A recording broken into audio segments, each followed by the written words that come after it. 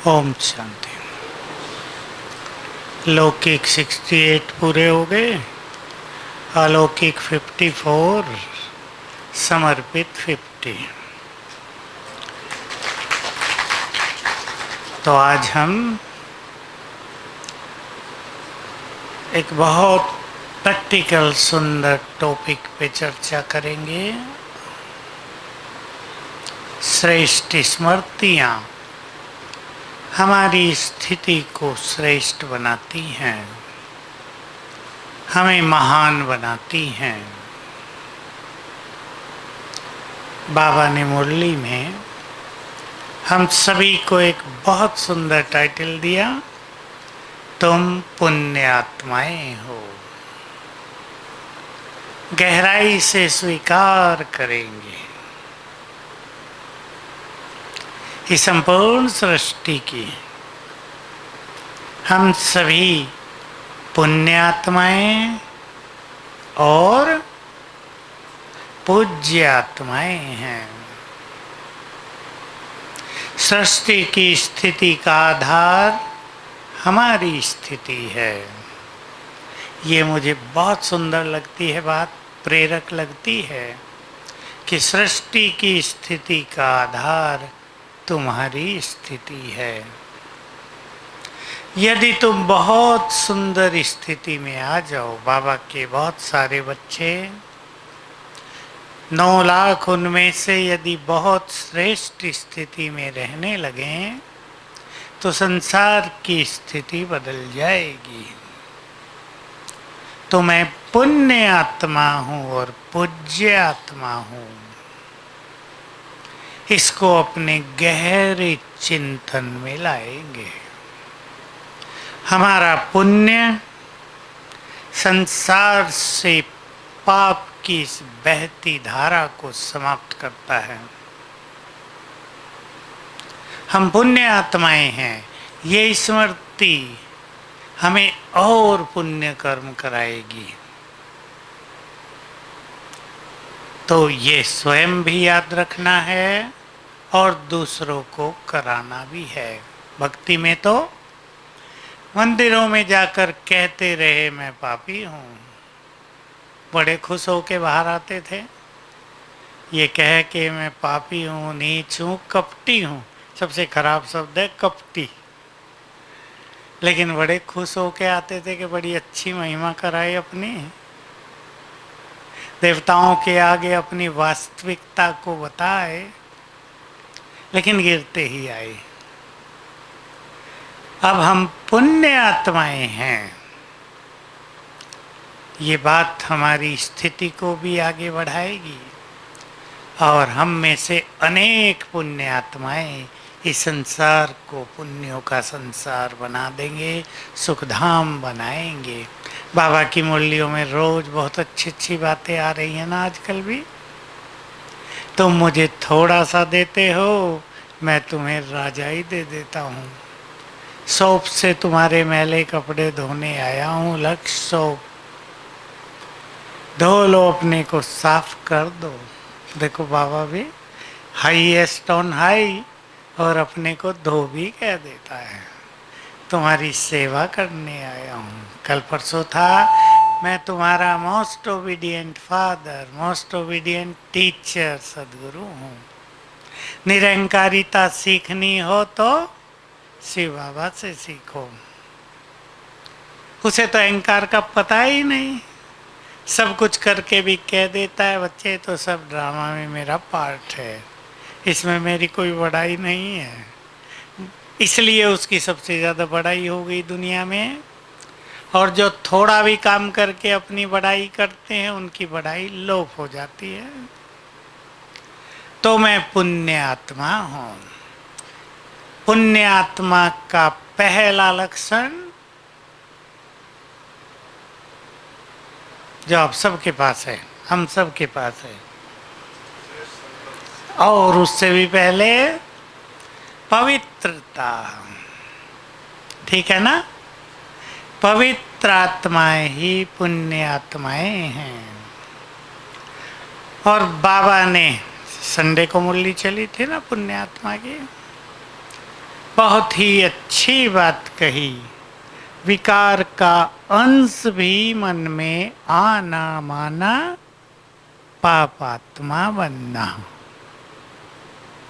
क्योंकि हम बहुत ऊंचाई पर जा रहे हैं। कपड़ा बिल्कुल सफेद हो, जरा सी इंक लग जाए तो अपने को भी दिखता रहता, बार बार ध्यान जाएगा, लगेगा गंदा हो गया। कपड़ा काला हो, कितना भी गंदा होता रहे फिर भी गंदगी नहीं दिखती। तो जरा सी भी अपवित्रता, दाग हो गया जो हमारे पुण्यों को नष्ट कर देता है। इस पे हम बहुत ध्यान दें। मैं आपसे पूछूंगा पुण्य क्या क्या हैं, फिर से सोच लो। लेकिन एक गुह्य बात और जो बाबा ने बताई वो सबको याद दिला दूं। पुण्य आत्माएं दूसरों को देती हैं, सुख देंगे, शांति देंगे, शक्तियां देंगे, लेकिन बदले में कुछ लेना नहीं, बदले में लेने की कामना नहीं। सूक्ष्म रूप से सभी को चेक करना है। हमने किसी को धन से मदद की, हम ये तो नहीं सोचेंगे वो हमें धन देगा, लेकिन और क्या सोचेंगे, क्या मिले। कम से कम वो व्यक्ति हमारा सम्मान तो करे। 10 लोगों को तो बताए इसने हमारी महिमा की, 10-20 को पता तो चले कि इन्होंने ऐसे इसकी मदद कर दी है। इससे परे मुझे इसमें कर्ण की कहानी बहुत अच्छी लगी। महाभारत की सीरियल में इंद्र ब्राह्मण बनकर कर्ण से कवच कुंडल मांगने आ गया। पूजा के बाद उसको देना ही होता था। अभी वो कवच और कुंडल तो चिपके हुए थे बॉडी से, छिलना था जैसे, उतार के दिया छिल के तलवार से, खून खून हो गया। इंद्र प्रकट हुए और उसकी बहुत प्रशंसा की, दानवीर कर्ण।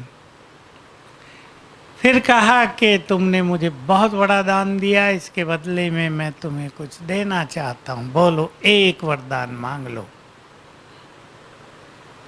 तो कर्ण ने मांगा तो था, पर पहले उत्तर था दान देकर कुछ लेना दान की मर्यादा नहीं है।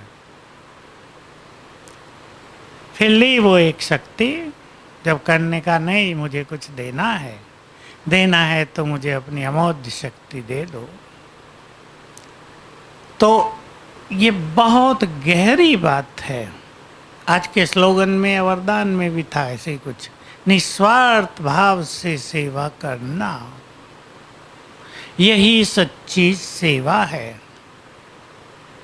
हम सेवा कर रहे हैं, यज्ञ में बहुत भाई बहनें समर्पित हैं। हमें सेवा करके ये ना हो हमने इतनी कर दी। दादी जानकी से सीखा था हमने शुरू में ही, हम तो छोटे ही थे, कुछ ज़्यादा तो पता नहीं होता था। कहा कई बाबा के बच्चे अपनी सेवाओं को गिनते रहते हैं, आज ये किया, तुमने क्या किया, मैंने ये किया, दूसरों को भी कहेंगे और अपनी सेवा गिनेंगे। गिनना नहीं है, समझ में आ गया, क्योंकि ये हमारा अपना यज्ञ है ना। हम नौकरी थोड़ा ही कर रहे हैं जो गिने 8 घंटा पूरा हो गया, 6 पूरा हो गया, अब छुट्टी हमारी, चलना है, घड़ी देखते रहे। ये यज्ञ तो हमारा है, हम तो उसमें सेवा करके अपना भाग्य बना रहे हैं।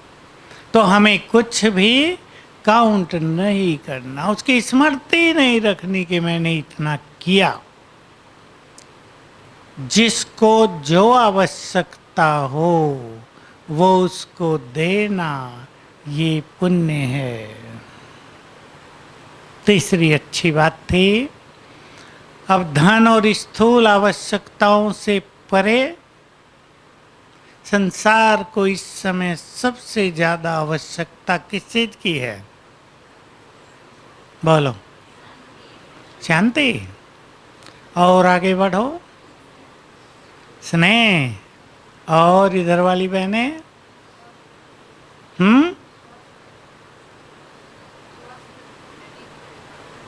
और बोलो। प्यार। और बोलो। हैं? सम्मान। और एक मिलाओ सबको। रहमदिल। इस समय सब जानते हैं, और मैं तो बार बार आपको कह ही रहा हूँ, 3-4 साल से कह रहा हूँ, इस समय कौन सा रोग बढ़ रहा सबसे ज़्यादा? डिप्रेशन, मानसिक रोग, नींद की समस्या। तो उन्हें हमारी मदद चाहिए, और वो मदद है वाइब्रेशंस देना। मैं एक उदाहरण देकर आपको कुछ बात आपके ख्याल में आ जाएगी। कल ही किसी का फ़ोन मिला मुझे। वो बहन एमटेक किया है। एमटेक बहुत अच्छी डिग्री है। इंजीनियरिंग बीटेक करने के बाद 2-2.5 साल और एमटेक। लेकिन उसको शारीरिक बीमारियां हो गई, वो चल नहीं सकती। हाथ से जब मैंने उसे कहा लिखो, मैं बताता हूँ कि मेरे से नहीं लिखा जाता, माँ को बुलाया लिखो। देखो, हाथ पैर दोनों कमजोर हो गए। तो मेरे से पूछा क्या करूं अब मैं? जिस बात के लिए मैंने आपको कहा अब मुझे डिप्रेशन होने लगा है। 2011 में पढ़ाई पूरी की थी, 7 साल हो गए। 7 साल किसी की यंग अवस्था में ऐसी स्थिति, हायर एजुकेशन ली है, कुछ कर नहीं सकती, डिप्रेशन होने लगा है। बिल्कुल नेचुरल बात है, किसी को भी हो जाएगा। सारा दिन लेटे लेटे बैठे बैठे क्या करे, डिप्रेशन होने लगा। 7 साल बहुत लंबा समय, उतने 7 भी निकाले, ये बहुत बड़ी बात है। मैंने पूछा इलाज का? इलाज तो चलता ही आया है, पर कुछ हो नहीं रहा। साइकेट्रिक डॉक्टर तो दवाई देते रहते हैं, सोते रहो बस, डल हो जाता है ब्रेन। मैंने तो खानी छोड़ दी है। मैंने तो उसको विधि बताई 4-5 जो हम सिखाते हैं, जिससे बहुत लोगों के डिप्रेशन गए हैं, शरीर ठीक हुए हैं।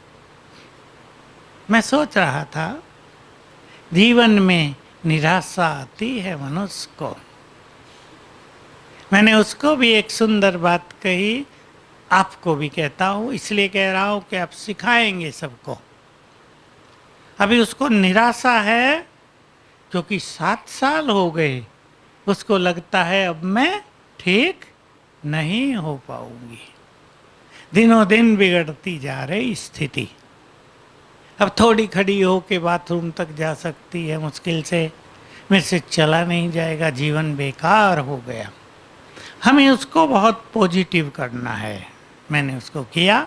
अब तुम फिर से पॉजिटिव हो जाओ, आशावादी हो जाओ, और संकल्प करो मैं बिल्कुल ठीक हो जाऊंगी, मेरा भविष्य बहुत अच्छा है, बाबा के हाथ में है। अब हमारे साथ यहाँ बाबा है।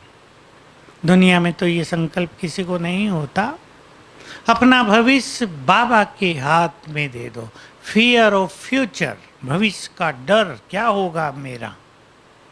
चलो, माँ बैठी है, सेवा कर रही है, बाप भी है, ध्यान दिया जा रहा।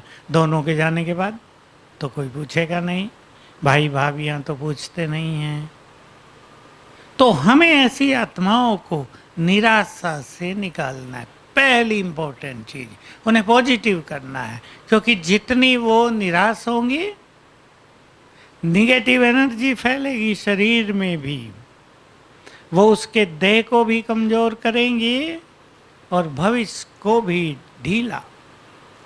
पॉजिटिव, हालांकि काम कठिन है उमंग उत्साह में रहना, लेकिन ऐसे बाबा के बहुत बच्चे हैं जो बेड पर हैं, लेकिन जिन्होंने अपनी स्थिति बहुत अच्छी रखी है।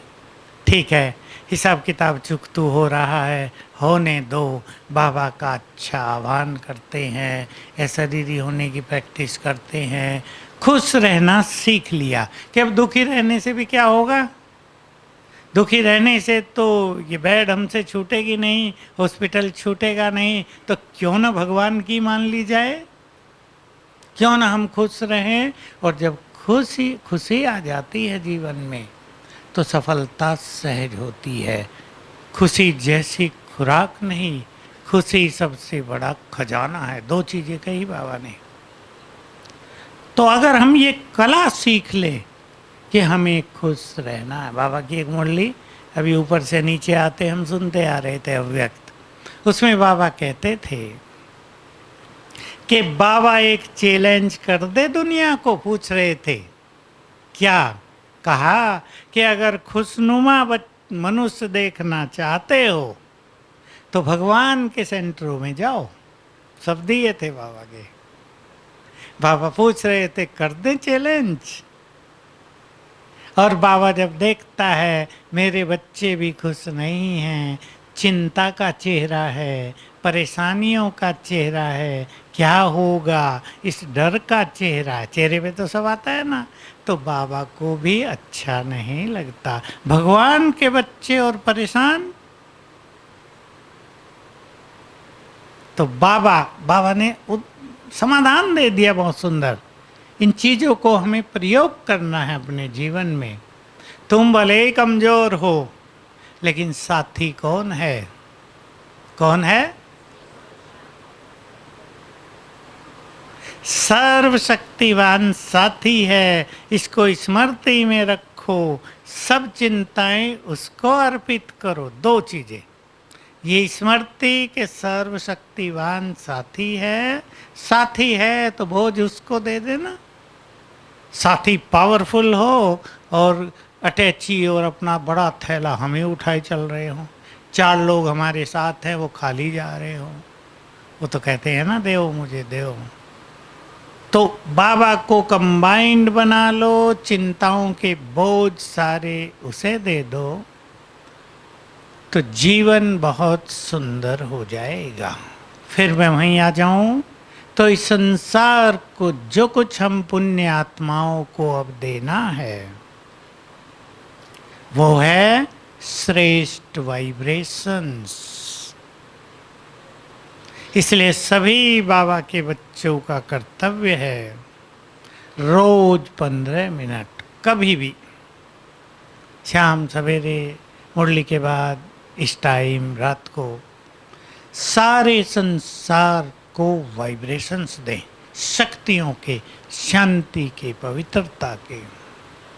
और इस संकल्प से दें जो इस तरह बहुत रोगी हैं, संसार में निराशा के अंधकार में डूब रहे हैं, क्या होगा मेरा भविष्य, भविष्य का डर बहुत है, उनको ये वाइब्रेशंस जाएं और उनके जीवन में आशाओं की किरणें आ जाएं। इस संकल्प से वाइब्रेशंस देंगे। विधि सिंपल है, देखिए बहुत अच्छा एक संकल्प है। हम जुड़े हैं सर्वशक्तिवान से और हमसे जुड़ा है सारा संसार। चित्र बना लें अपना। संसार की करोड़ों आत्माएं हमसे जुड़ गई, जैसे हमसे धागों से जुड़े हुए सूक्ष्म वाइब्रेशंस के धागे, करोड़ों आत्माएं हमसे जुड़ी और हम जुड़े ऊपर अपने परम पिता से। उसके वाइब्रेशंस हमें आ रहे हैं। सिंपल विधि, 1 मिनट तक आ रहे हैं, 10 सेकंड फैल रहे हैं, फिर 1-2 मिनट ले लें, फिर 10, 15, 20 सेकंड फैलाएं। बहुत बड़ी मदद होगी ये संसार के लिए। पसंद है? करेंगे सब? सभी योग तो करते हैं, इसको भी जोड़ेंगे। एक चीज मैं अब आपको हर क्लास में कहूँगा, क्योंकि उसकी मुझे बहुत तेज प्रेरणाएं हैं आजकल। बाबा का ये महान यज्ञ क्या बनने वाला है? बोलो, सुना है ना सबने? महान तीर्थ। आज मुझे याद आ रहा था बाबा का महावाक्य, बॉम्बे से आबू तक क्यों लग जाएगी? 750 किलोमीटर है। 4-4 की लाइन लग जाएं, कितने लोग हो जाएंगे? हालांकि सभी तो पैदल नहीं आएंगे। ये भारत भी महान तीर्थ बनेगा।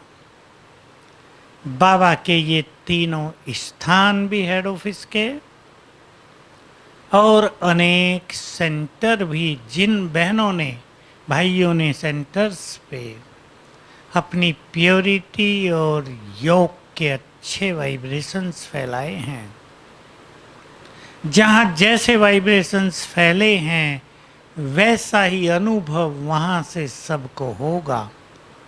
लेकिन मैं एक चीज़ और कहता हूँ, आप कहेंगे ना तो हम सेंटर के जिम्मेदार, ना हम यहाँ रहते, तो हर एक अपने जीवन को चलता फिरता तीर्थ बनाए।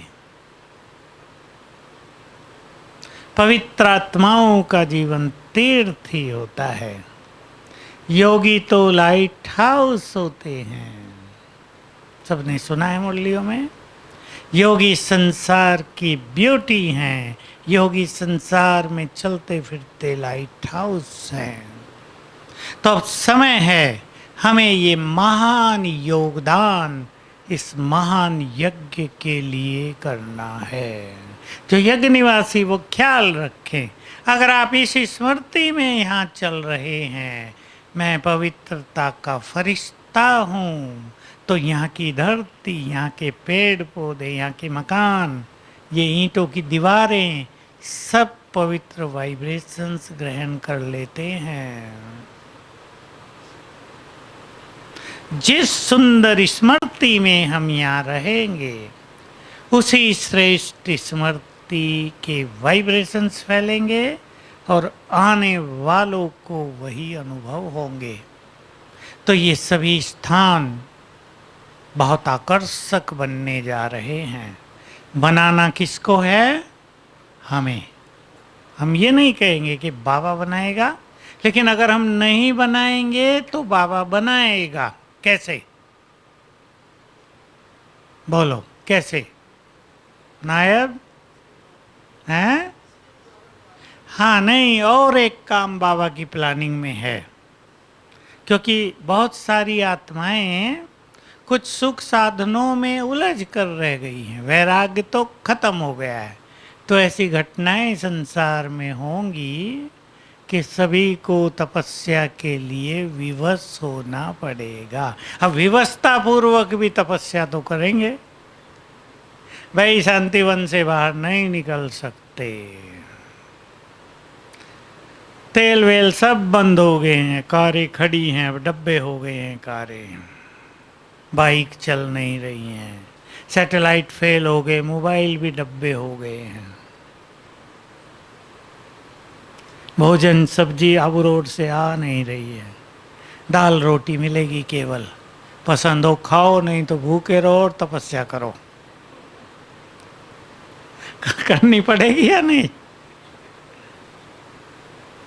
और मुझे बहुत खुशी होती है जब मैं शांतिवन के ग्रुप्स का सुनता हूँ कि बहुत अच्छी तपस्या की। आज भी मुझे बताया कि कंस्ट्रक्शन वालों ने सारी रात कल योग तपस्या की, बीती रात को। बहुत अच्छी बात है ना। सभी ग्रुप्स अपनी अच्छी तपस्या करें, ऐसा ही सबको प्रेरणाएं आती रहेंगी। अब कभी कभी मनुष्य को समस्याएं भी तपस्या करा देती है ना।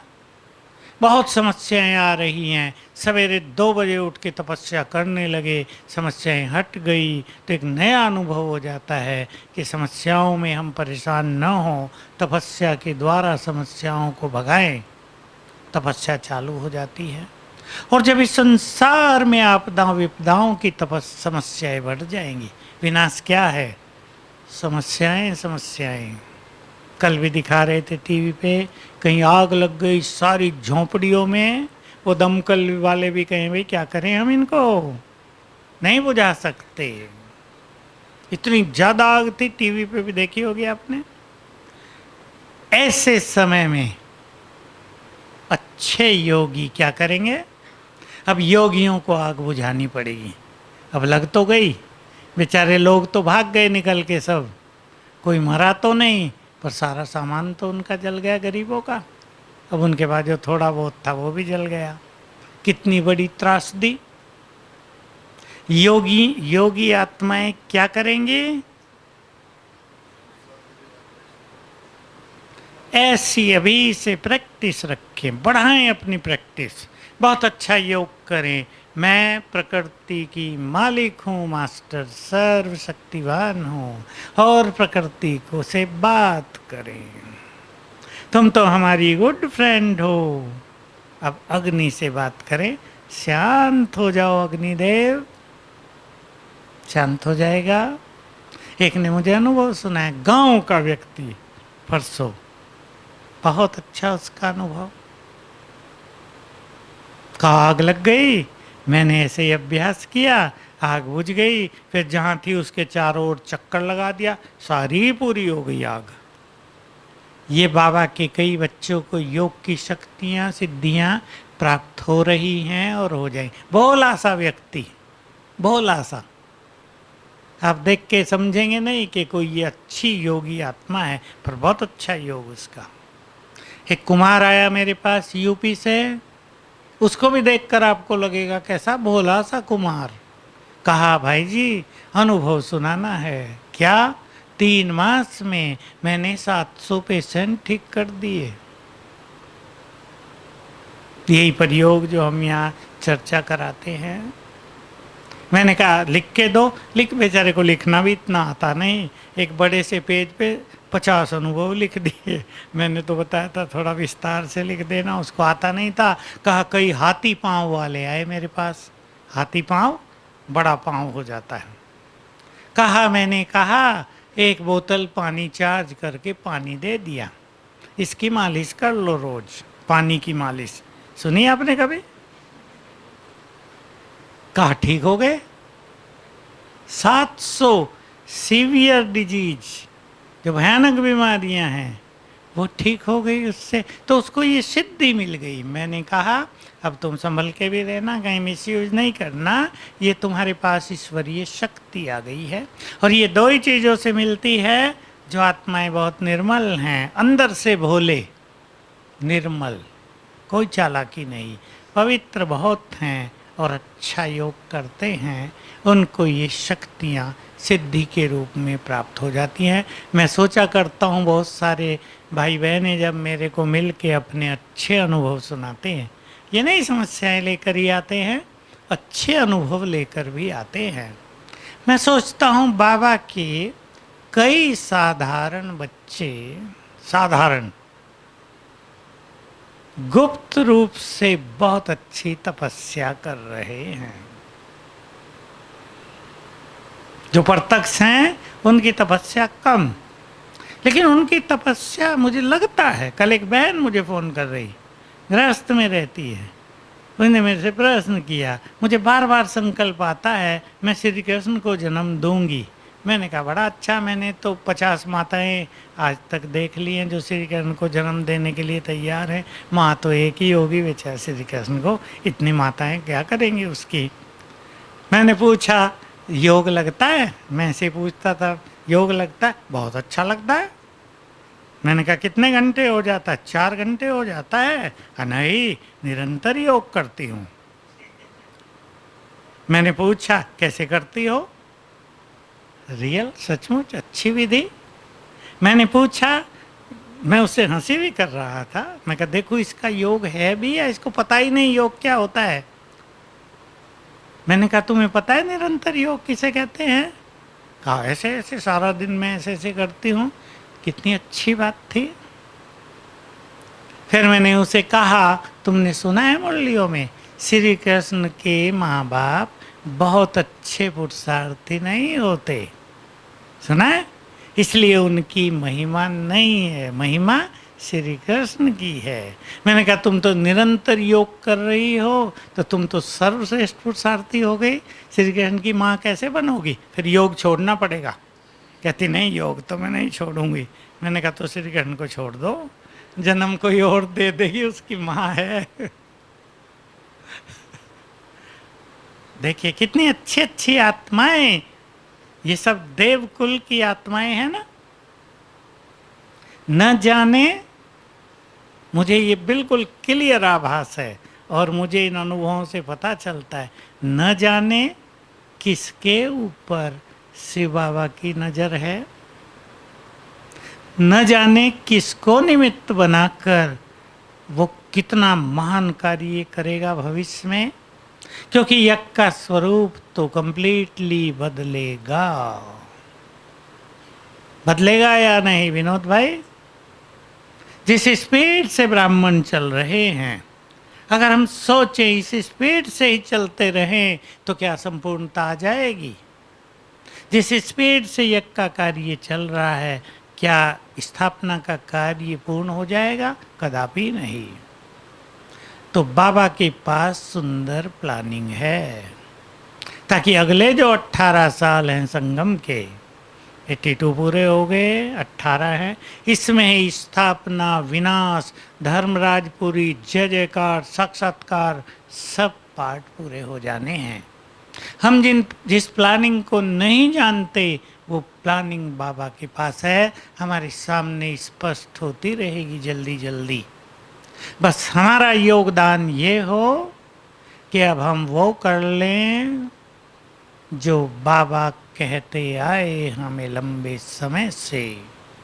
अब ढिलाई का पुरुषार्थ हमारे पास नहीं होना चाहिए। अंतिम अवसर है श्रेष्ठ पुरुषार्थ का, क्योंकि विनाश काल में योग युक्त और साक्षी वही रह सकेंगे जिनका लंबे काल का योग युक्त रहने का अभ्यास होगा। एक चीज और मुझे कहनी है, मैं हॉस्पिटल में जाता रहता हूँ, पांडव भवन के भी कई भाई बीमार, कईयों के घुटने बदले हैं, आज भी गया, एक व्यक्ति बहुत बीमार है, ब्रेन हेमरेज हो गया है। एक भाई की मृत्यु हो गई 2-3 दिन पहले, मनर भाई था। मैं सोच रहा था वो कितना जेंटिल था, बहुत जेंटिल, शायद ही 40 साल से होगा, 42 साल से हो यज्ञ में, उसने किसी को कभी बुरा शब्द भी बोला हो, गुस्सा भी कभी किसी पे किया हो, कुछ नहीं। कैंसर हुआ, चला गया। तो बाबा से पूछा था, आएगा मुरली में अभी, कि बाबा ऐसी अच्छी आत्माओं को आप क्यों ले जाते हैं? तो बाबा ने उत्तर दिया, अच्छी आत्माएं तुम्हें चाहिए या बाबा को भी चाहिए? आगे उसे काम नहीं कराना क्या सृष्टि स्थापना का? तो कुछ अच्छी आत्माएं बाबा को भी तो चाहिए। मैं जो आपको बात कह रहा हूं, ध्यान देंगे सभी। पुण्य आत्माएं बैठे हैं, हमें दूसरों की, सबकी दुआएं ही लेनी हैं।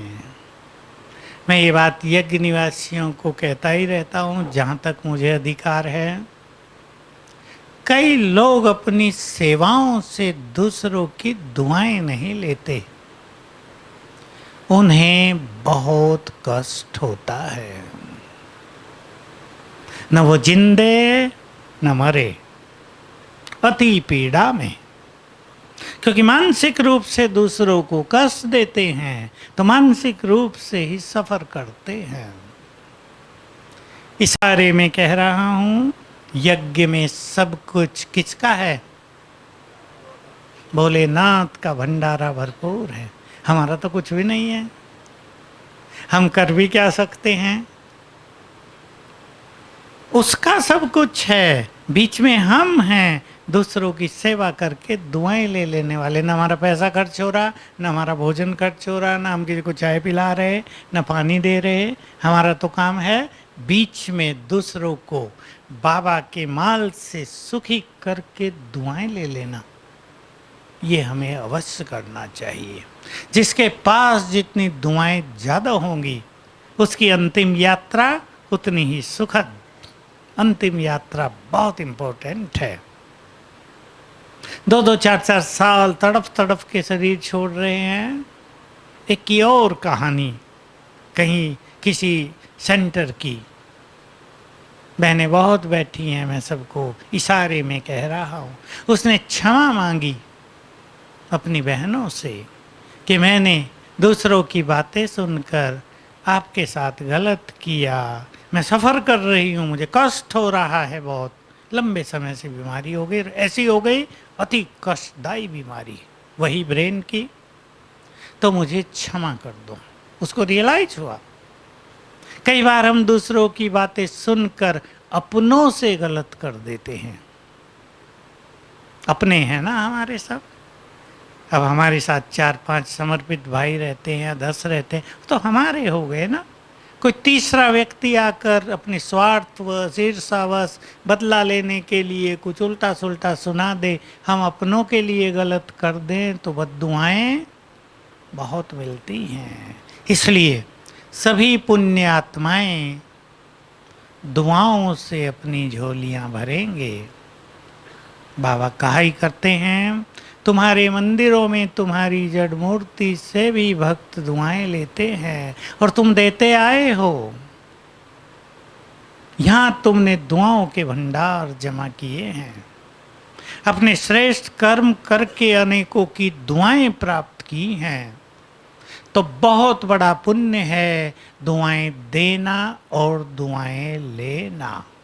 और जो पवित्र आत्माएं हैं, हम सब ब्राह्मण परिवार, इसमें तो सबको बहुत समझदारी पूर्वक चलना है कि हमसे किसी को कष्ट न पहुंचे। व्यवहार में भी मैं छोटा सा उदाहरण देता हूँ। 5 भाई एक कमरे में रहते हैं, अब सबको अलग अलग कमरे तो नहीं मिल सकते, पांचों के संस्कार भी अलग अलग हैं। मोटा सा उदाहरण, एक को तेज पंखा चाहिए, दूसरे को नहीं। अब देखिए दोनों की बेड पास पास है, एक को तेज पंखे की हवा चाहिए, उसको गर्म लगती है, गर्मी लगती है, उसका भी दोस्त तो नहीं है, उसको चाहिए। दूसरे को ठंड लगती है, दोस्त उसका भी नहीं, उसको नहीं चाहिए। दोनों कैसे मैनेज करें? जो मैनेज करना सीख लेता है वो सबका प्रिय बन जाता है। नहीं तो एक पंखा चला रहा है, दूसरा उठ के बंद कर रहा है, फिर वो चला रहा है, वो उसका कम कर रहा है वॉल्यूम, तो ये चलता रहता है। छोटी छोटी बातें। अब 5 हैं, बाथरूम एक है, उसमें नहा रहे हैं, किसी को 1 घंटा ही चाहिए नहाने के लिए, दूसरे भले ही दरवाज़ा ठकठकाते रहे। तो दूसरों का भी ध्यान रखना, ये बहुत व्यवहारिक चीज़ें हैं जो आज मुरली में था। बाबा तुम्हें प्योरिटी के मैनर्स सिखाते हैं। मैनर्स बहुत बड़ा शब्द है ये, रॉयल मैनर्स, वो प्योरिटी से आते हैं। प्योर आत्मा दूसरों के लिए सुखदाई हो जाती है। वो पहले 1 घंटा नहाने से पहले सोचेगा कि दूसरों को भी नहाना है, क्लास में सबको जाना है, चलो मुझे घंटा ही लगाना है तो मैं बाद में नहाऊंगा, बाकी सब पूरे हो जाए, कर लें अपना काम। ये भी तो एक सोच है ना। तो हम सभी सुखदाई बने, पुण्य आत्माएं बने और वाइब्रेशंस देखकर बहुत बड़ा कल्याण आत्माओं को करेंगे। फैलता जा रहा है डिप्रेशन, मैं तो कहता ही था बहुत पहले से, आप सुन रहे हैं, अब स्पष्ट दिखता है। 2020 बीतते बीतते अनेक लोग डिप्रेशन के शिकार हो जाएंगे, आधी दुनिया चली जाएगी डिप्रेशन की ओर। जैसे जैसे विनाश होगा, पहले ही झटके में करोड़ों लोग डिप्रेशन में आ जाएंगे जो जिंदे बचेंगे। इसलिए अभी से अपनी नेचर बना दें, सबको सकाश देनी है, आदत बनाएं, क्योंकि हम ऐसे समय में प्रवेश करने जा रहे हैं जो बहुत भयानक है। अभी हमें उसकी कल्पना थोड़ा, ये विनाश में क्या क्या होगा। बाबा तो कह देते हैं दुखों के पहाड़ गिरेंगे, खून की नदियाँ बहेंगी। हम ऐसे ही सोच लेते हैं पानी की जगह खून बहने लगेगा, लेकिन वो कहीं से तो आएगा। अगर हम ये सोच के देखें वो कहाँ से आएगा? दिल दहलाने वाला होगा ना संघार। आदत डाल लें अभी से, जब हम ऐसी घटनाएं सुने, जैसे कल तूफान थे कल परसों, तो हम तुरंत प्रकृति को वाइब्रेशंस दें। हमें ये सोचने की जरूरत नहीं कि अब तो प्रकृति को विनाश करना ही है, हम क्यों रोकें उसे, हम उसके कार्यों में इंटरफेयर क्यों करें, ये नहीं। उसको अपना काम करना है, लेकिन हमारा भी तो अपना काम है ना कुछ। हम भी अपना कार्य करें, तुरंत प्रकृति को वाइब्रेशंस दें, तो बहुत श्रेष्ठ अनुभूति होगी। तो ध्यान रखेंगे सभी, यज्ञ को महान तीर्थ हमें बनाना है। पिछली बार भी मैंने बात कही थी, जो इसमें तपस्या करके योगदान देंगे, जब ये विशाल सेवा का पाठ चलेगा, ऐसे तपस्वी ही ऊपर आ जाएंगे। उन्हीं का महत्व होगा, उन्हीं के द्वारा विश्व की अंतिम आहुति पड़ेगी, बड़े कार्य संपन्न होंगे। तो सभी बुद्धिमान आत्माएं अभी अंतर्मुखी होकर अपने से चिंतन करें और ये बहुत सुंदर कार्य करें। ओम शांति। अब हम गीत बजेगा थोड़ी देर में, वाइब्रेशंस देंगे। चलें इस स्मृति में बैठे हैं, हम जुड़े हैं सर्वशक्तिवान से और हमसे जुड़ा है सारा संसार। ऊपर से वाइब्रेशंस आ रहे हैं, सभी आत्माओं को जा रहे हैं।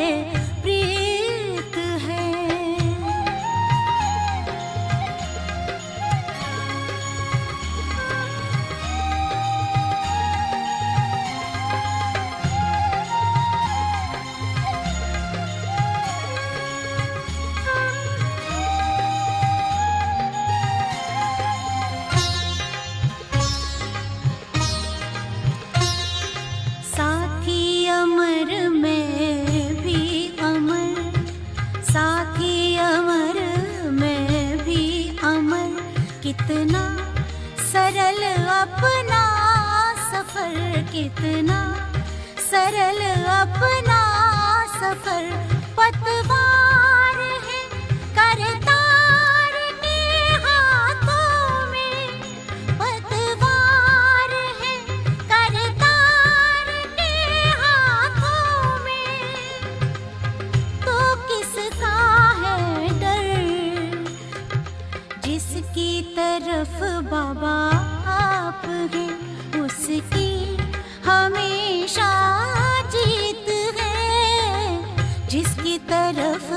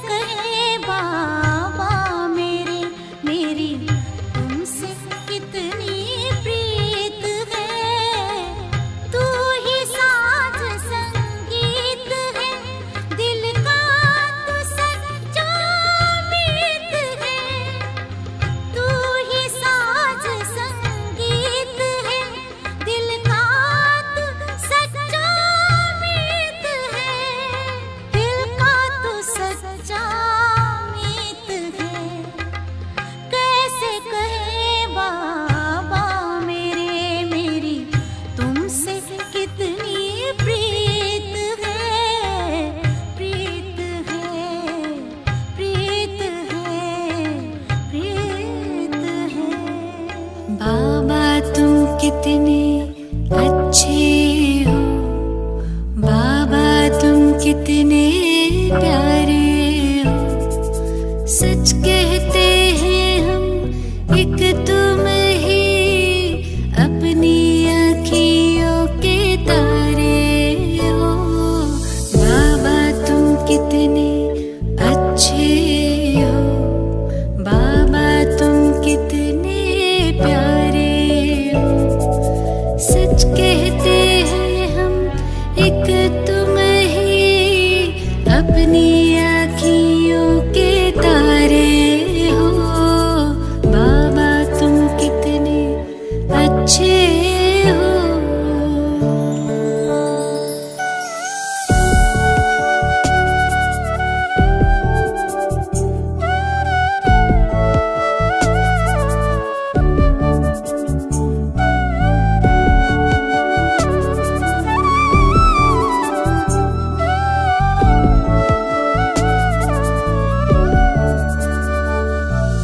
दिल तख्त पे हमें बिठाया है, मस्तक मणि बनाया है, गुण ज्ञान खजाने दे करके हमें सबसे धनी बनाया है, रत्नों की थालियां भर भर के आंचल भर दिए हमारे हो।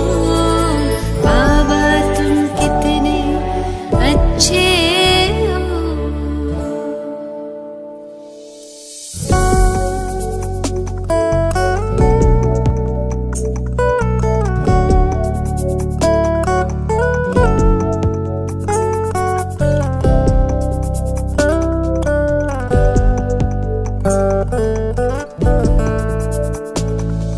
ख्यालों में ना ख्वाबों में था, यूं हमको मिल जाओगे, तुम बनके हजारों याद हमारे मन में यूं मुस्काओगे। महफिल ये मयसर दिन होंगे, हर खुशियाँ हम पर वारे हो। बाबा तुम कितने अच्छे हो।